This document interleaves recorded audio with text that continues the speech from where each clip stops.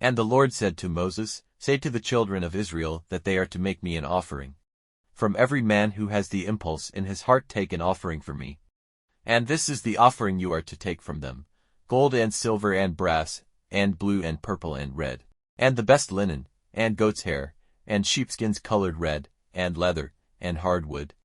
Oil for the light, spices for the sweet-smelling oil, sweet perfumes for burning. Pearls and stones of value to be put on the ephod and on the priest's bag. And let them make me a holy place, so that I may be ever present among them. Make the house and everything in it from the designs which I will give you. And they are to make an ark of hardwood, 2.5 cubits long, and 1.5 cubits wide and high. It is to be plated inside and out with the best gold, with an edge of gold all round it. And make 4 rings of gold for it, to be fixed on its 4 feet, 2 rings on one side of it and 2 on the other. And make rods of the same wood, plating them with gold. And put the rods through the rings at the sides of the ark, for lifting it. The rods are to be kept in the rings, and never taken out. Inside the ark you are to put the record which I will give you. And you are to make a cover of the best gold, 2.5 cubits long and 1.5 cubits wide. And at the 2 ends of the cover you are to make 2 winged ones of hammered gold, one at one end and one at the other. The winged ones are to be part of the cover, and their wings are to be outstretched over the cover. And the winged ones are to be opposite one another, facing the cover.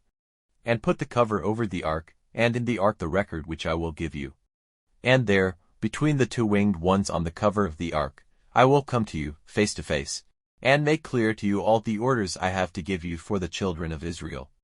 And you are to make a table of the same wood, 2 cubits long, 1 cubit wide and 1.5 cubits high, plated with the best gold, with a gold edge all round it, and make a frame all round it, as wide as a man's hand, with a gold edge to the frame.